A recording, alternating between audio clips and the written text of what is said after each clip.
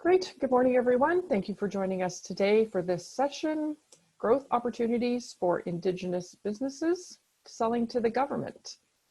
So thank you as well to Dolores and Shannon that you can also see here on the screen joining us today. My name is Carrie Leoge. I'm the Skills Development Manager at Women's Enterprise Center, and my role is focused on providing training, resources, and support to women entrepreneurs through workshops, webinars, and forums like this.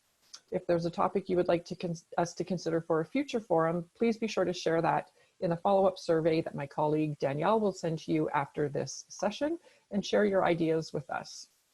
I'm also pleased to have joining me today Shannon Schimmelman. She is an entrepreneur in residence with Women's Enterprise Center, and she supports women entrepreneurs and our service partners across the province. And she has a unique combination of work and business experience within industry, government, social profit sector, and Indigenous communities. So welcome, Shannon, and thank you for joining us today. So again, just to reiterate, we're going to be using the Q&A and the chat features. So you should see those handy little icons on the bottom of your screen. And I'm going to also just, as we're going through the introductions, I'm going to launch a quick poll for you to answer. And hopefully everyone can see that. Just trying to gauge if you're joining us today, if you are a business owner, and if that is a woman-owned business. So if you could answer that anonymous poll as I go through, that would be great. And I'll share that with you in a few minutes. And to get us started, just a brief overview of Women's Enterprise Center and the supports that we offer for women entrepreneurs across the province. We're a nonprofit organization funded by Western Economic Diversification, and we help women business owners realize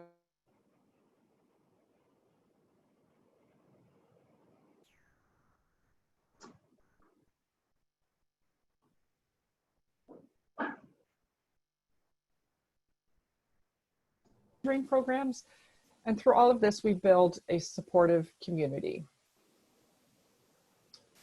We do this from our 3 offices located in Kelowna, Vancouver, and Victoria, and our passion is to support women entrepreneurs to their business success. And now I'm pleased today to have with us Indigenous Services Canada and Dolores Coelho. Good morning, Dolores. Good morning. We're talking about this today because the Canadian government spends an average of $22 billion on goods and services every year. And if you are an Indigenous entrepreneur, you can access additional support to sell your goods and services to the federal government. So today, Dolores is going to go over an overview of the program and the eligibility requirements, how it might help with your business growth strategies, give you some tools to strengthen your bids, and some additional resources for Indigenous businesses. So I'm pleased to introduce Dolores Coelho, who is a Senior Program Officer with Indigenous Services Canada. Dolores joined the Crown Indigenous Relations and Northern Affairs Canada in 1999 after a career of 15 years with one of Canada's largest financial institutions. And since September 2000, she has been a program officer in the Procurement Strategy for Aboriginal Business Unit, PSAB. She's brought a great deal of knowledge and experience dealing with both procurement community as well as Indigenous businesses. And her responsibilities include promoting and advocating on behalf of Indigenous businesses. And she continually provides guidance on many procurement needs. So she also advises on applying the PSAB strategy and how it may pertain to the procurement process when dealing with Indigenous communities or Indigenous businesses. So right now her focus, and why she's joining us here today, is to ensure that the procurement community and Indigenous businesses are given the knowledge and opportunities to understand and apply both the PSAB and CLCA considerations. So thank you, Dolores. That's a lot you have going on. So yes, good morning. Good morning. First and foremost, I'd like to thank you and take this opportunity to thank the Women's Enterprise Centers for inviting our department to deliver this presentation. Just to give you a quick background, I represent 2 parts of our organization, Indigenous Services. who work collaboratively with partners to improve access to high quality services for the First Nations, Inuit, and Métis. Our vision is to support and empower Indigenous peoples to independently deliver service and address the socioeconomic conditions of their communities.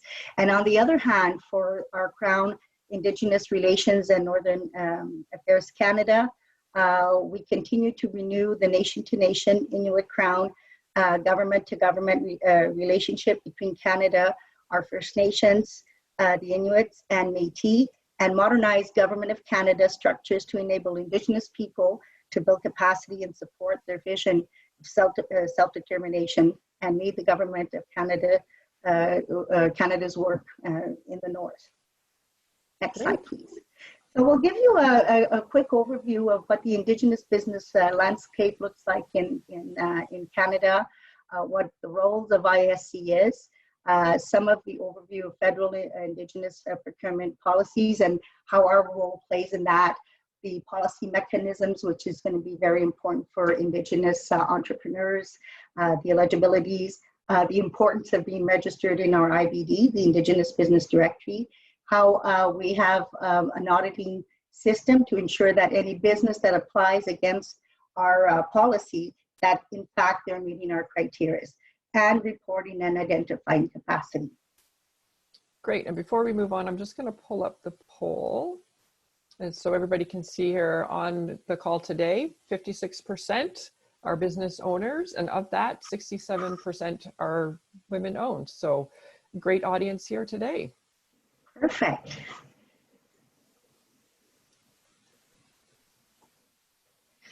So the first is really looking at what the business environment is and how it is evolving.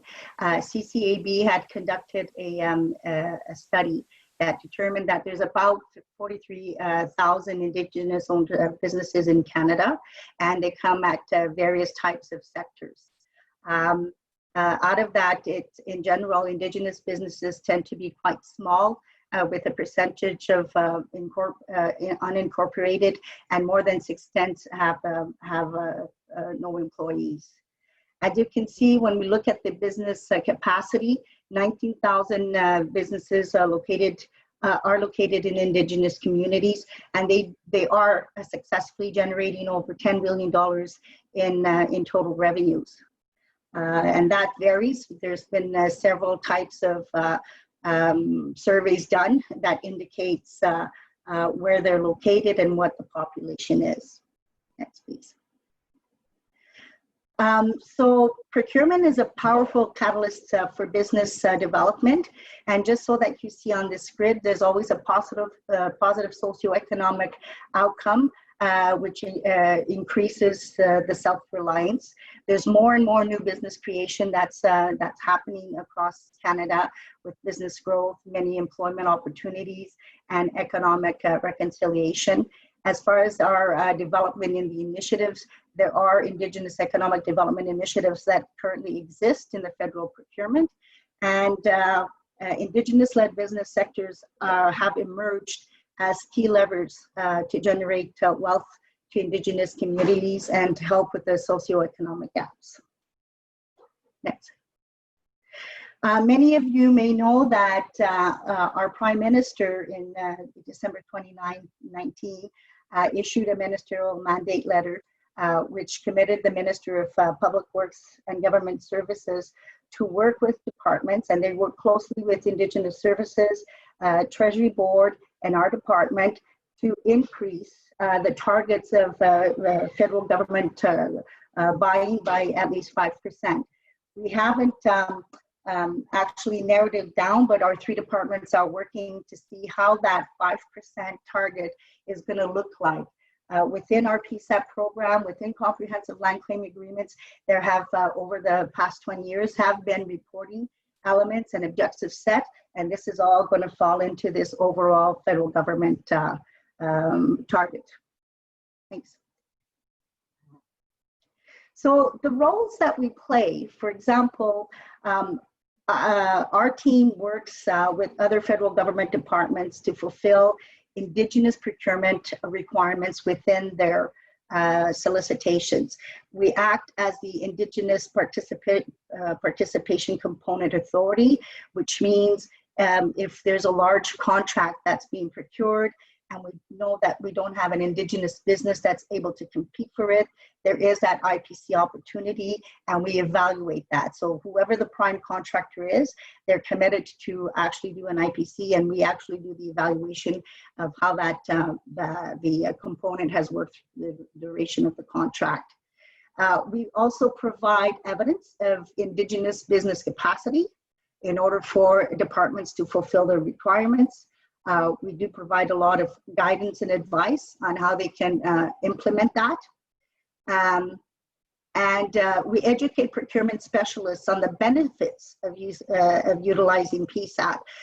Within each federal government department, if they procure over $1 million worth of budget, they need to set aside a certain portion. So they do set objectives on a yearly basis, and they have to report it.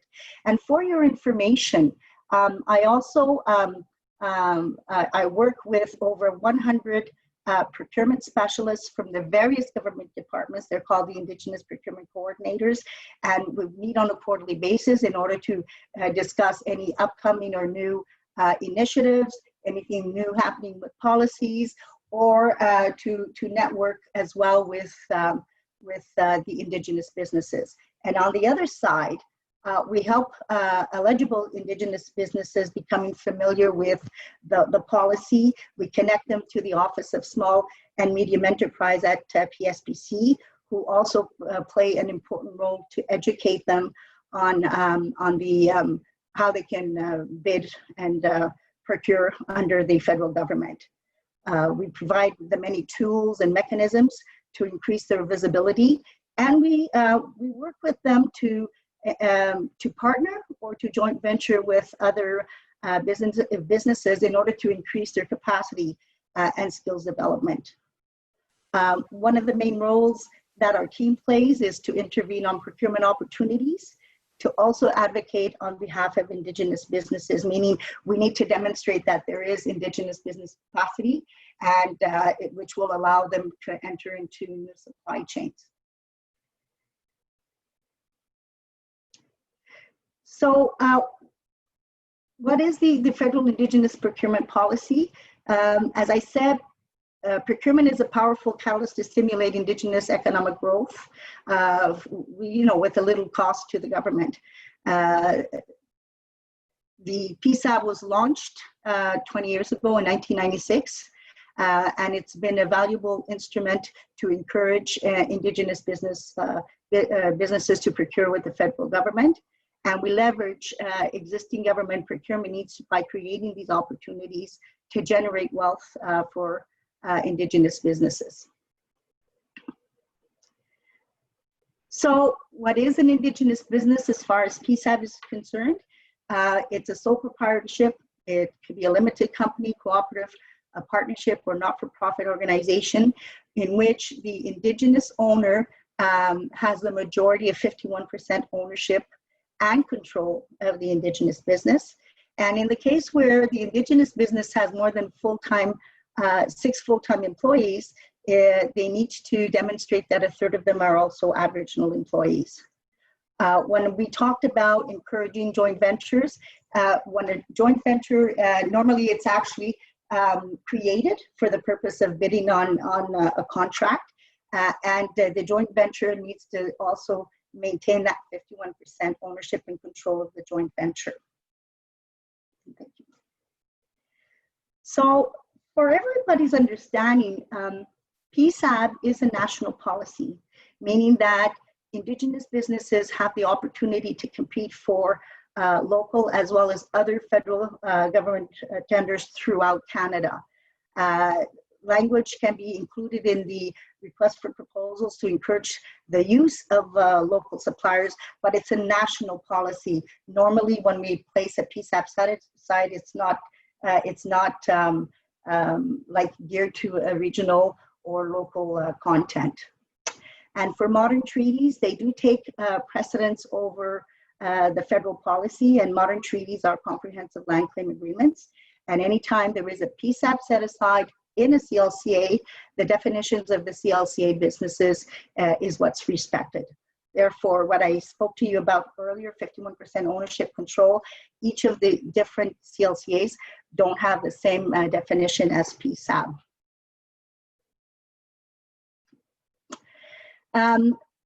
What you need to do as an Indigenous business, which is very important, is to register in our Indigenous Business Directory. It's housed within our Indigenous Services Canada. It's fast and easy. It takes about 20 minutes for registration. Once you've registered into our database, it takes about 48 hours for us to confirm that you've met that first step of eligibility under the IBD.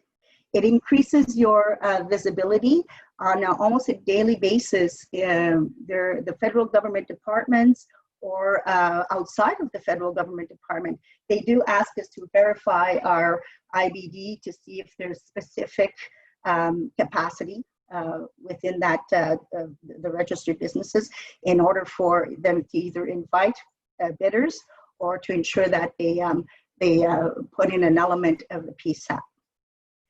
It's also great for building partnerships. You can use the IBT to seek out opportunities or form partnerships and joint ventures. And thank you for coming back, because that's an important element I wanted to talk to you about. Over the years, we've had non-Aboriginal businesses wanting to review our IBD to look for opportunities to do joint venturing with Indigenous businesses. Many non-Indigenous businesses work with communities, and they want to form that relationship in order for them to have the opportunity as well to create the socio-economic opportunities. So what do we need to know about PSAB?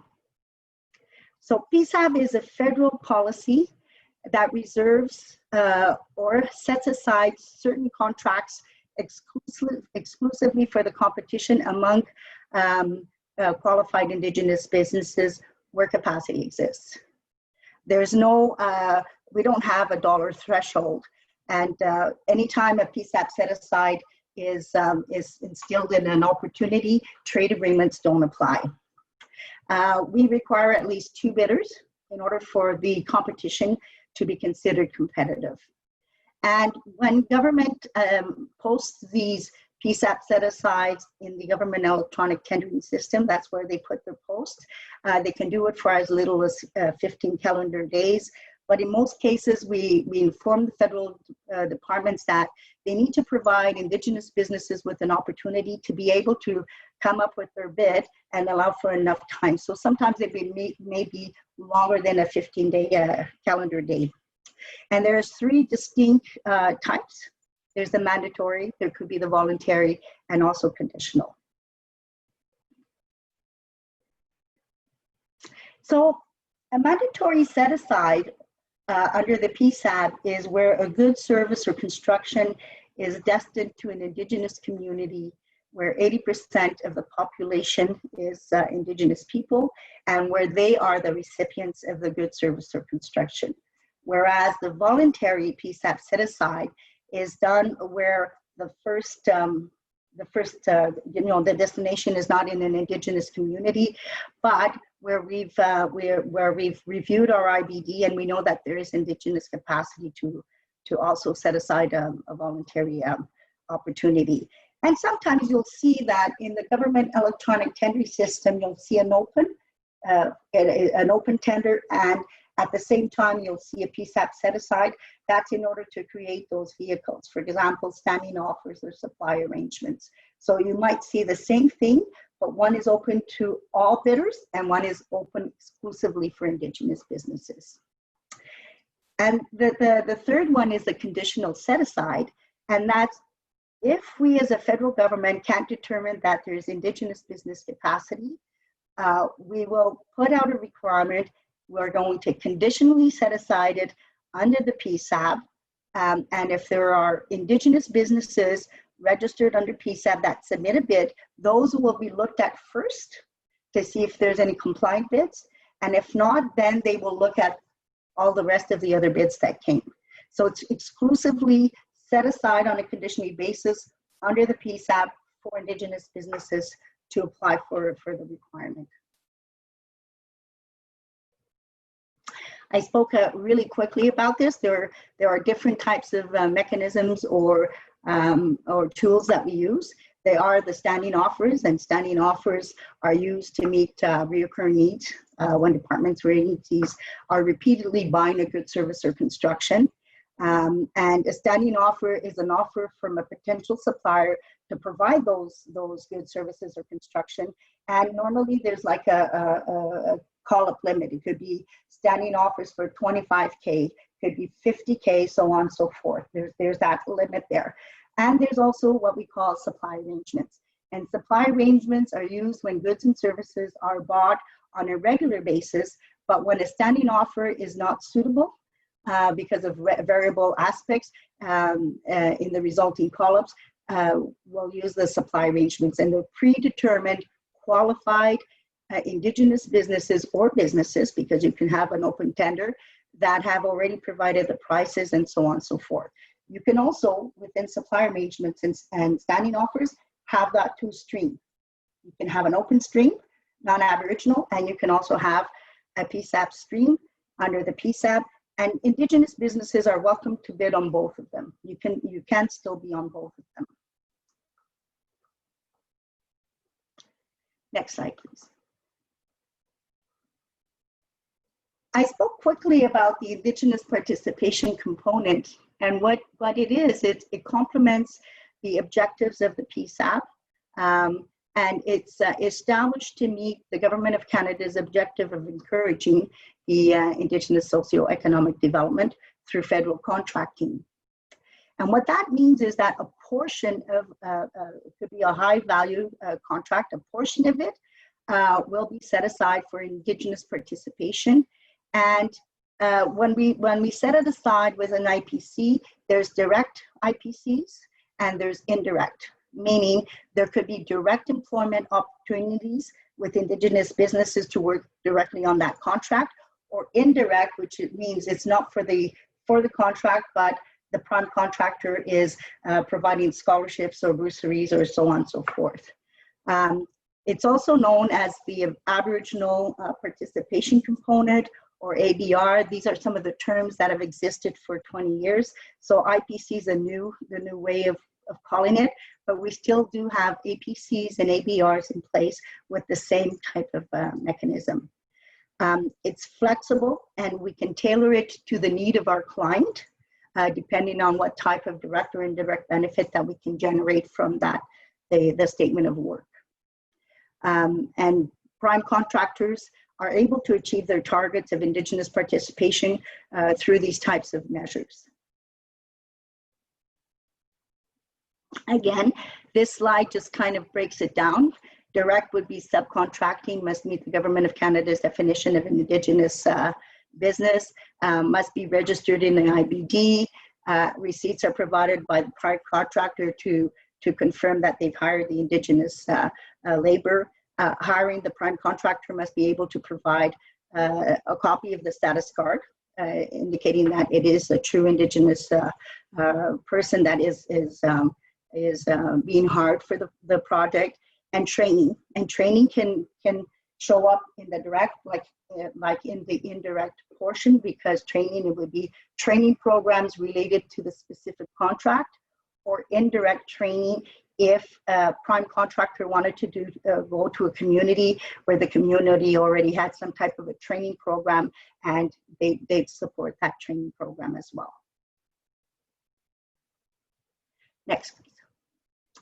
So one thing that you need to keep in mind as an Indigenous business is that when we create these IPCs, there's different ways that they'll be posted in the terms and conditions. They could be either a mandatory or weighted and rated criteria, depending on what type of evaluation criteria that we put. It could be incentives and disincentives. Again, incentive and disincentive, it would be for the prime contractor. If they achieve it, then they might be paid a bonus. If they don't achieve that IPC value for that specific year, then there could be a disincentive fee. We do it as a scaled approach. depending on the term of the contract as well. If it's a long term contract, then when we negotiate these IPC components with the prime contractor, we allow a scaled up approach. And again, there could be penalties if the prime contractor doesn't meet the terms and conditions of the IPC.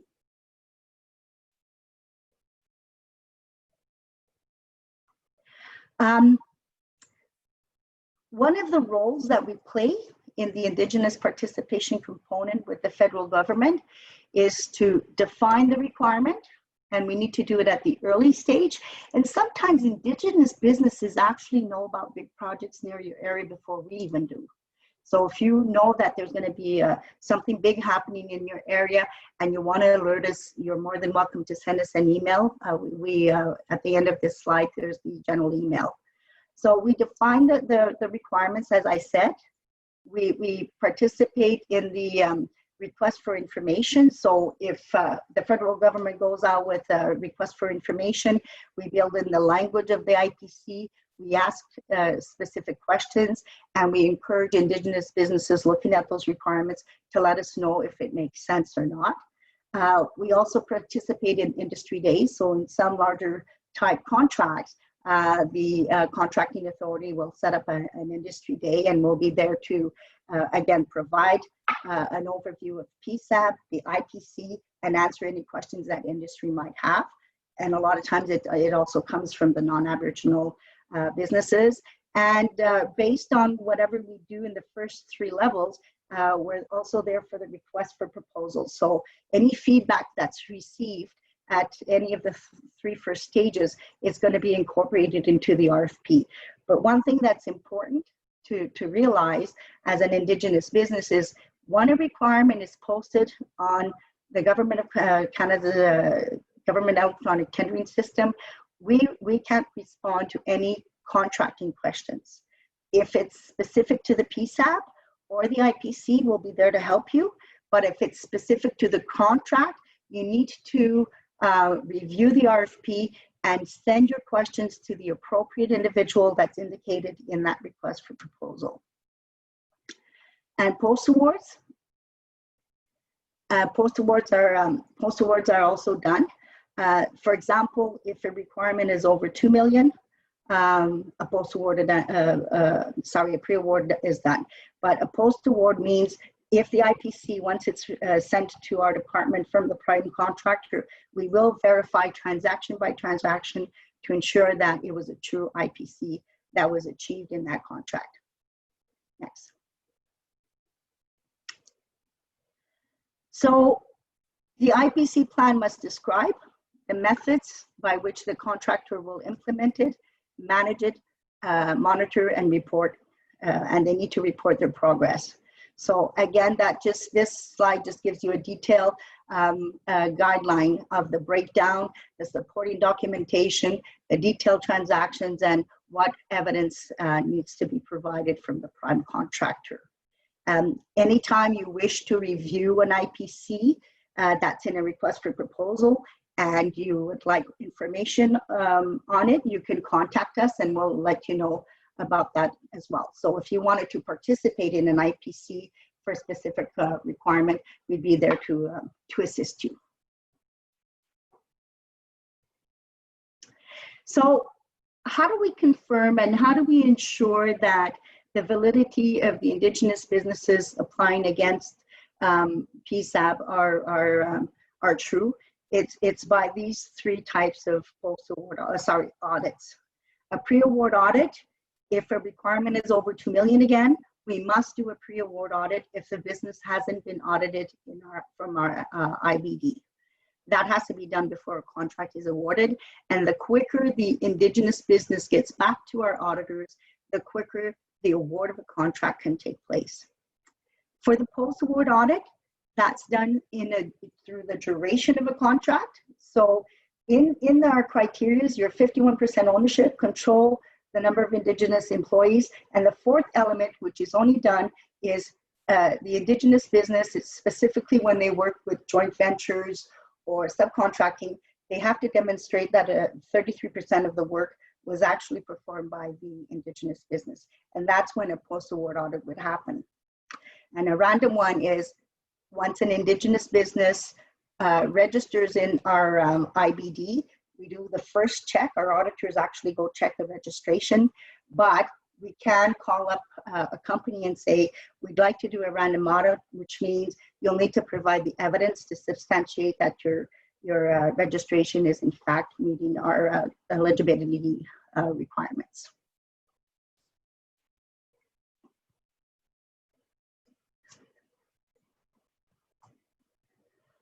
Who do you talk to? Suppliers who promote their goods and services have better chances of bidding on some of our requirements valued at $10,000, $25,000 or less, and can consider contacting specific members of the federal government. For example, you can refer to the GC directory. It's an internet-based address book of all federal government departments and employees, and it provides you access to public servants' names and phone numbers if you want to market your business. There's also in the PSPC buy and sell website contacts for the various goods and services identification. That's your GSIN code. So there is specific federal government authorities that you can also speak to if you want to promote your business. And, yep, sorry. Okay, so one thing that you do need to understand, and it's very important, is that there are security requirements from one contract to the other. It may differ. But you can, this is the website where you can gather more information. They do have that webinar. It's for 60 minutes in which you can attend these courses. They're held by the PSBC security program officers, and they're delivered in French and English. Security requirements are very important, and normally you'll be granted a security classification based on who was named in the request for proposal. How to search for opportunities. In order for you to be able to see what opportunities exist, you can go to the PSBC buy and sell to search for the any of the bids and opportunities that they have under PSAB. There is also a way in your searchable that you can actually do different texts. You can use PSAB, SPAB. There's different texts that you can instill in that search engine, and you can also record for them to send you messages every time an opportunity under PSAB exists. If you need help navigating that site, we have provided you with the OSME 1-800 line or their general email for that.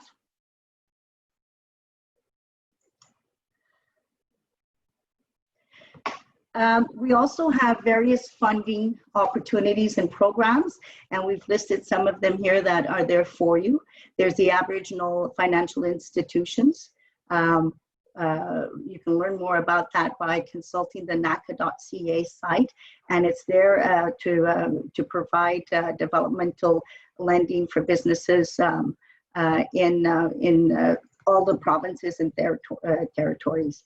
There's also the Business Development Canada site. It is a federal department bank structured as a Crown corporation, and it's wholly owned and owned by the Government of Canada.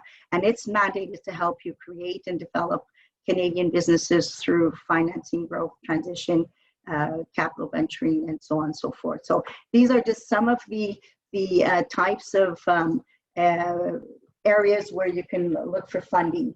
You can also send an email to our general email box, because we've created an Excel spreadsheet that gives you all types of other funding that you can seek if you're looking at developing a business or need some funding opportunities.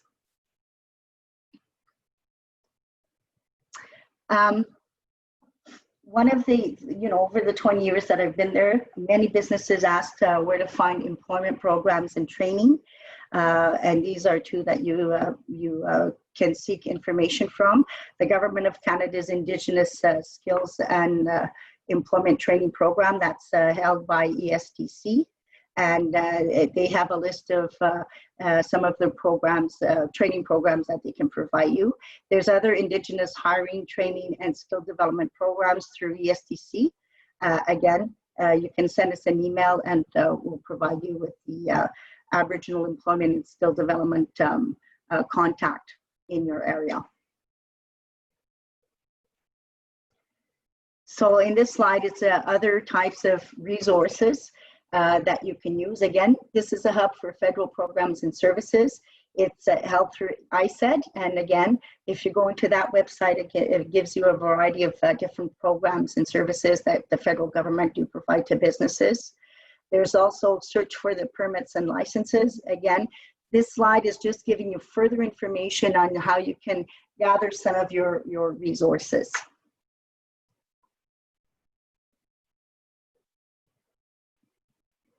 So as we're moving forward, and as a part of the Government of Canada's Procurement Modernization Initiative, we have launched a review of the Indigenous federal procurement. That includes document and data review in past performances. We've asked key informative interviews. We've set up some roundtables because as we move on, as we continue, we're looking at ways to better modernize our PSAB. It's been around for 20 years, so we know that some of its structure may not benefit us today.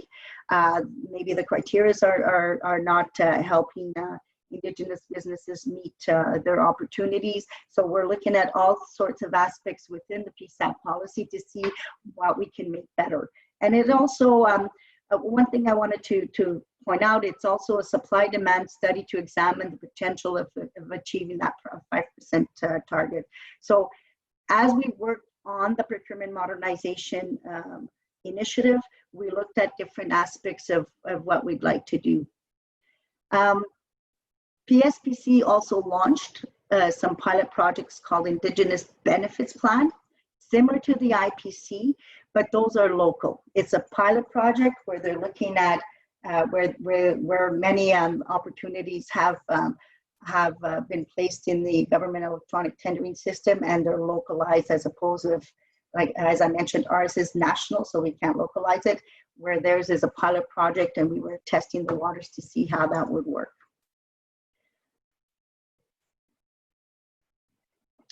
So I hope this information helped you. If you have any questions or need more details, this is how you contact us, and we'd be more than happy to assist. I see that there's some questions here.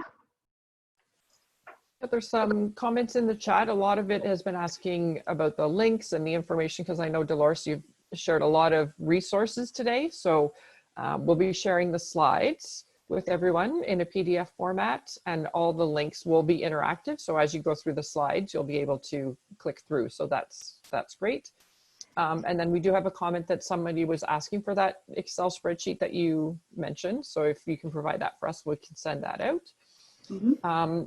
And then I was just wondering if we can go back to, I think kind of step one is getting registered, correct? On the business directory. So maybe you said it's 20 minutes to get registered and get started. Maybe you can go over some of, like, what's the information that a business should have ready when they sit down to go through that process? What are some of the questions that get asked when they're creating that registration?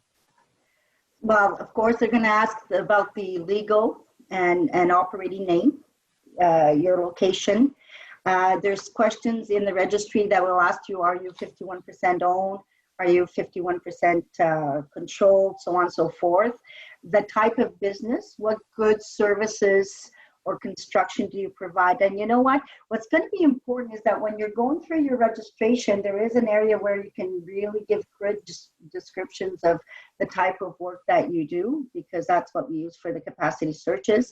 It'll also ask who's your main contacts, who can we contact? There's other information in there that's not made public. For example, if they ask you what's the size of your company, from what's the financial situation, how many employees. A lot of that information is not made available through the public.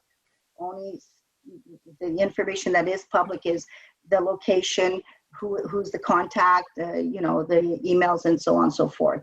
There is a disclaimer there that, you know, explains that all the information as well, like what you need to do. Okay. And then in that description, should people be mindful of any keywords or anything, like if you're searching for a partner or you yourself for somebody? Yeah. So for example, say it's an indigenous architect. So you're an indigenous architect. What kind of architectural work are you providing? Environmental. What type of environmental? Because some of these sectors are very specific to. It could be water. It could be construction. It could be this. Like really outline your description. What are the good or services that you provide? That's key and important, because you can be an environment company but not work in all sectors of the environment, right? So that's sort of the examples. Construction. So are you a trade? Are you a general contractor? You know, what type of construction? Are you a plumber? Right? So that's what I mean in the description. Okay, good. And then looking at the opportunities, once they get registered, is this something, do we have to be proactive as that business owner to go in and find those opportunities? Is there an email system? Like how can we efficiently find out about the opportunities relevant to how we're listed in the directory? Okay, Carolee, that's a great question. As a business, you register in the IBD. That's important because that advises Canada if you meet our criteria. As a business, you would go into the PSBC gets to look for your opportunities. It would be important for you to market yourself to the federal government departments and agency. The PSBC buy and sell have great techniques and tips that you can use as well in order to look for that. But our IBD is not only for us to look for example, for capacity. Recently, because of the COVID-19, we sent an email to all Indigenous businesses in our IBD with important notices saying, please contact PSBC. They're looking for COVID-19 products and services, and so on and so forth. So from time to time, we will use that directory as an eye-opener or to send out a heads up. That's important. Yeah. But companies are responsible for ensuring, like we're providing you with a tool, but the Indigenous business has to be the one that markets themselves and looks for opportunities. And even if they look at an opportunity and they feel there wasn't something fair about it as far as the PSAB component or IPC component, or they want to just let us know what was the issue, they should contact us because we work closely with the federal government departments. Sometimes there could be an opportunity that's posted and something was missed, so it's pulled out and put back with the corrections. Good, okay. And Dolores, can you see the chat? We have a great comment here. I'm going to say it's Daphne. I apologize if I'm mispronouncing that. Okay. Can you read that? Or do, yeah, I work. Would you like to read it or would you like me to read it? I can read that for you. So okay. She's stating that she works with the Export Navigator program, and there's a collective of Indigenous artisans who wish to sell to the government. How can the group get on the radar and be part of the procurement strategy for gifts and things like that? By registering in our IBD. Yeah. That's very important. By identifying yourselves in the IBD, I'll give you another example. Sometimes GAC will get a hold of us if they have missions or stuff like that, or a federal government department wants to host an activity day and they want to buy Indigenous art. Mm-hmm. It's good for us to be identified in our in the IBD. Yeah, and I know from sessions that we've had previously with the Office of Small and Medium Enterprise, OSME, that you've mentioned, they buy lots of things that you wouldn't think of that the government of Canada would buy. So it really is important to register and, like you said, find out that kind of that business sector that you're in, because there's lots of opportunities. And on that note, I'm going to jump ahead a little bit because we have that session, how to sell to the government, coming up on June 25th as well as a follow-up to this. So it'll take you into navigating the buy and sell as well, and how to find some of those opportunities. So yeah, there's a lot of products and services that the government does put out to tender and bid on that you would be surprised about, for sure. Yeah, unfortunately, I think through COVID-19 this year, we didn't have our Aboriginal Week and Aboriginal Day, but I can tell you for the past 20 years, even working here in Gatineau, and I know across Canada, they have exhibits and so on. We have a lot of crafts people, Indigenous crafts people that are in our lobbies. They sell jewelry, they sell paintings, they sell their storybooks and so on and so forth. So these are great opportunities for Indigenous businesses to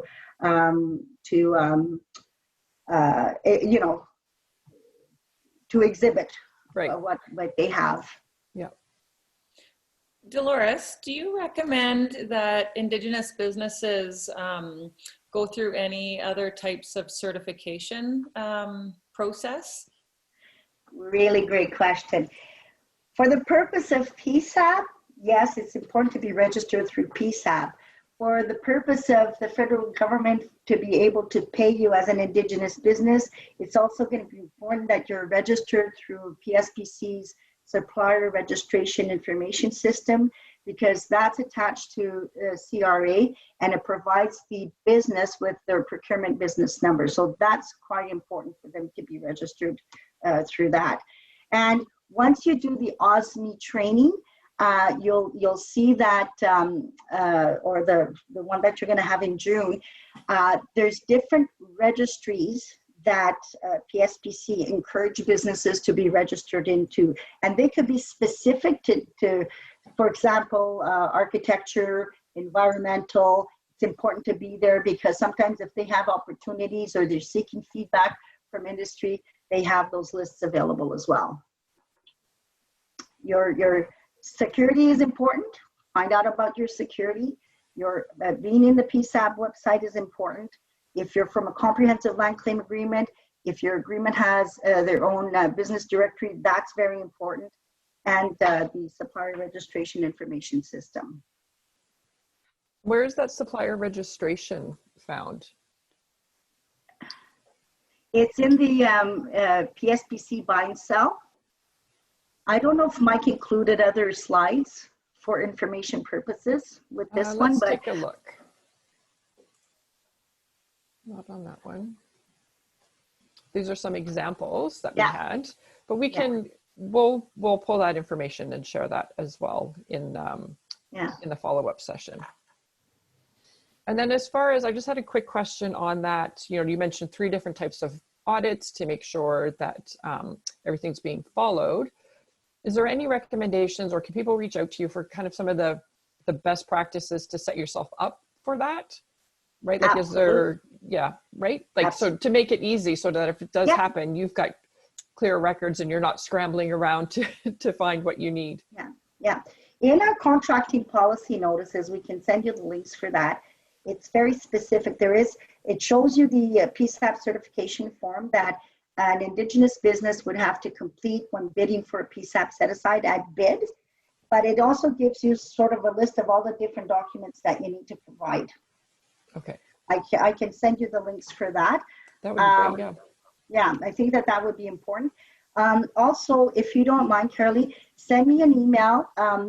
I'll send you also, there's a document that one of our senior auditors prepared, and the document is considerations for setting up a joint venture agreement for the purpose of PSAB and what we look for.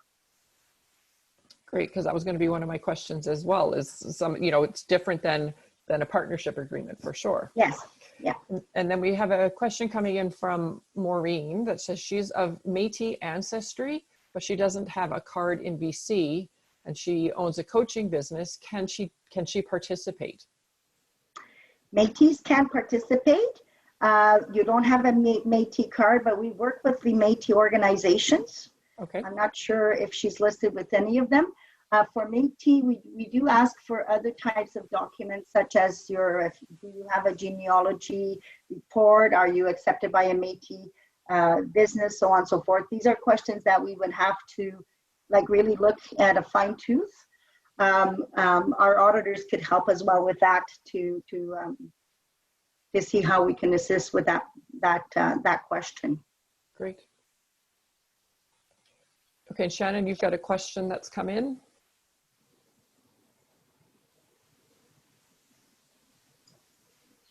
I think this question is better directed to Dolores, and it's with regards to the IPCs and the 33% that was referenced. Okay. The IPCs is the Indigenous Participation Component.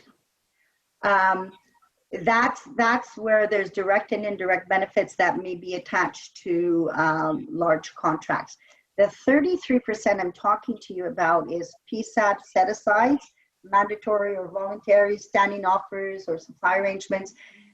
There's 4 criteria in PSAB. There's ownership, control, number of employees, and if you're an Indigenous business that wins a PSAB contract, you have to demonstrate to Canada that 33% of the value of the work was performed by the Aboriginal business or Indigenous business. That's where that 33% comes in. And again, we'll send you, I'm not sure if the slide before has the link to our website, but in there we do have an interpretation bulletin that talks about how we determine 33% of the value of the work. Yeah, there's the, I see that the website is there. It does give you examples of that 33% option or criteria, sorry. Great, yeah. That seemed to be the question. Was it for the company all the time or for the specific work of the contract? So it sounds like it's specific. Yeah. The 3 that you have to have all the time is ownership, control, number of employees. But the criteria that needs to be met by contract, if you're awarded a contract, is the 33% of we call it Indigenous content or Aboriginal content. Right. Good. Thank you for clarifying that. Sure. And then I don't see anything here. Shannon, did you have any other questions or comments? Dolores was very thorough in her presentation. Yeah, I think the examples of the IPC slide that you just had up was helpful. I think most of the attendees today are from British Columbia. And I was wondering how easy it might be to share an example of a pilot project or an IPC in BC. Okay, for the IPC, there's one that was awarded to Atlantic Towing, and it was for the emergency towing vessels. I see that it's not on this one, but it's a contract that was awarded. For the pilots, let me speak to my colleagues in PSPC. There is some pilots, I believe, they've done in BC for their pilot IBP. Okay. Good. Great. Well, that was a lot of information. Thank you so much, Dolores. That was great. I'm just going to switch over here and remind everybody again that the slides and the links and everything will be shared out after as well. So we'll email you that link as well. And then coming up on Tuesday, June 2nd, we have another one of our Strength in Numbers sessions. And this one's focused on cybersecurity and privacy. So in this new world now where a lot of people are working from home and we're accessing some of our client information, what does that look like? Social media session coming up, how to use a content calendar. And then you'll see on the screen the one I mentioned where Erin's going to be joining us to talk about how to do business. So really going into how to navigate the buy and sell website and find information that's relevant to you. And I know, Dolores, you mentioned on your contracts as well, you can't answer specific questions on the RFP, but only certain components. But they have a great way of submitting your questions that could change some of the language in the RFP. So that's a great session to join us for, to learn more and kind of build on what Dolores has spoken about today. So again, we're right on time, which is great. Thank you so much, Dolores, from joining us from Gatineau this morning. I know it's afternoon there for you, and sharing all this information. It was a lot. There's some great links, some great resources. So yes, we'll share the link, the PDF, and I believe we spoke as well. You've got another opportunity. We could do another session perhaps in July or August, building out on this even more. So I encourage everybody to investigate and get familiar with what we've shared today, and then come back and join us on that session. So thank you, Shannon, for joining us as well today. And Shannon's on our team to support Indigenous women entrepreneurs. So please reach out to us at any time for any of that support. So thank you. Yes, go ahead. I would invite and encourage all of the aspiring entrepreneurs and current business owners to check out Women's Enterprise Center webinars. We didn't promote them very much in today's session, but we also offer a loan program and financing opportunities.